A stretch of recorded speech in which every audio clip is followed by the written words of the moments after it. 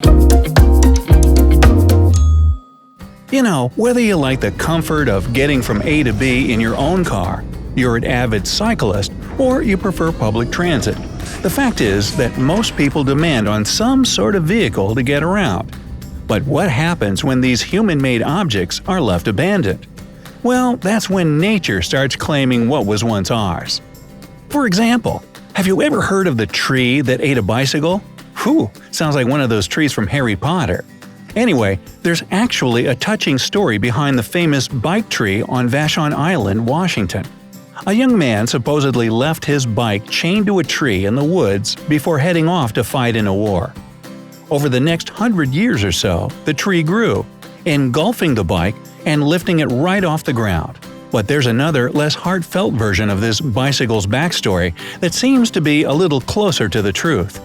It was simply abandoned in the 1950s by a boy named Don Puz, who stated that he left it because he was too big to ride the small bicycle. You'd think that most shipwrecks would be underwater, but believe it or not, there are some abandoned ships whose journey was cut short right on land.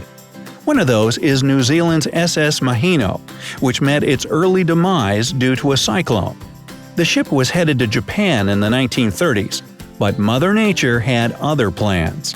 It ended up on a beach on Fraser Island in Australia, where its ruins can still be seen to this day. Another spectacular view of a decaying ship can also be found in Australia, and that's the SS Irefield. This one, however, isn't a shipwreck. It was simply abandoned after being contaminated with toxic waste. People may have been scared off, but nature definitely wasn't. Not only has the rusty ship been completely overtaken by greenery, it's actually home to a full-on forest of beautiful mangrove trees. I think I'm gonna have to add this one to my bucket list. What about you? Toxic waste isn't the only reason people abandon ship and leave their precious metals for nature to claim. Sometimes we simply have no more use for what was once considered irreplaceable transport. One of the most spectacular finds is that of a mountain of old cars discovered in a cave in Wales. No, not the animal, the region in the UK. This car graveyard is made up of around 100 abandoned cars in varying degrees of decay left here in the 1970s.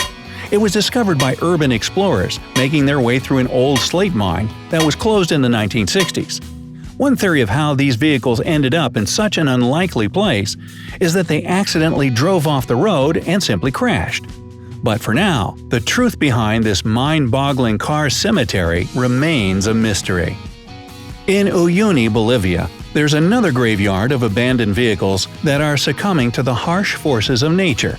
Only this time, it's an entire fleet of trains. They've been imported from Great Britain as part of the Bolivian government's plan to turn Uyuni into a hopping transport center. Unfortunately for these choo-choos, the plans were changed before the project even really took off, so they were just left to decay. Today, you'll only find the rusty, graffiti-covered skeletons of what once were probably some pretty pricey vehicles.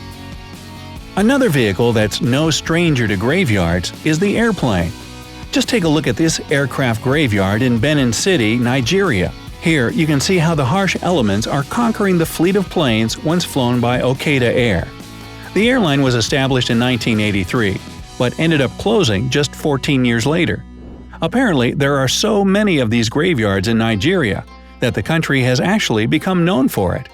The Federal Airports Authority of Nigeria has now started ordering the owners of these discontinued airlines to remove or destroy the abandoned airplanes. Yes, it's plain to see that the planes are a problem. Speaking of airplanes, and I was, southern Bali is home to a mysteriously abandoned Boeing 737. It's sitting in a field right next to what appears to be an old limestone quarry. The strange thing is that no one seems to know how it ended up here.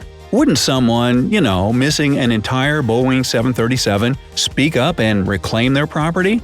What's even weirder is that the plane isn't even hidden. It's right next to a busy highway and the popular Pandoa Beach. Yet none of the locals noticed this giant aircraft finding its way to this odd location. The plane really hasn't been taken over by nature yet, but that's probably just because it hasn't been there long enough. So if you're missing a jet, maybe this is it? From the skies back to the seas. Let's talk about submarines, shall we? They're an incredible invention, really, allowing us to explore the ocean depths. But when the first submarines were made and tested, people weren't yet aware of the effects of the bends. No, not the Radiohead album, the decompression sickness that any deep-sea diver has probably been warned about many times. The crew of this 1860s mini-sub had to abandon it off the coast of one of Panama's Pearl Islands after they all got sick from resurfacing too quickly. With no one on board to bring it back, it just sank to a watery grave. It was only discovered again in 2000 after having been underwater for well over 100 years. At least in this case, people are trying to find a way to safely move what's left of this piece of history, hopefully to a museum where it belongs. Hey, so how would you like to be stuck in traffic for over 70 years? I don't know about you, but it sounds like my typical Tuesday. Okay, so this isn't a real traffic jam, and I might be exaggerating my commute a bit, but it sure looks like one. This is one of the biggest car cemeteries in the world, and it's located in Châtillon, Belgium. Why and how all these old cars ended up abandoned here is still unclear. Some say American soldiers left the car hidden in the forest after World War II, since they couldn't ship them back to the US. Locals say it was simply a car dump for unwanted vehicles after the war. There were reportedly about 500 retro cars in 4 graveyards, but all have been cleared out due to environmental issues. But before they were removed, nature had made it clear that these cars wouldn't stand in the way of the growing forest. And if you had any doubts that nature can't be stopped, then how about these Russian tanks that have been almost entirely swallowed up by the surrounding greenery? You can find these abandoned vehicles on Shikotan Island, a tiny territory Russia and Japan have been playing tug-of-war over since the 1940s. It's currently part of Russia, and I guess these rusting Soviet tanks serve as a reminder of that. And believe it or not, they were left there on purpose. Seems like such a waste. Speaking of tanks, you'll find an abandoned US tank on Puerto Rico's Flamenco Beach. So, what on earth is it doing there? Well, the beach was once used for US Army training exercises years ago. More specifically, soldiers would have target practice with the tanks. As you can imagine, the noise and violence didn't please the locals too much. So, after years of voicing their concerns, they were finally rid of the soldiers in training. But the Army forgot just one thing when they were packing up. This tank sitting right on the beach. But that's okay. The locals decided to decorate and brighten up this eyesore, turning it into a pretty popular tourist attraction. Hey, when life gives you a tank, you just say, well, thanks a lot. Hey, it's not just soldiers who can be highly decorated.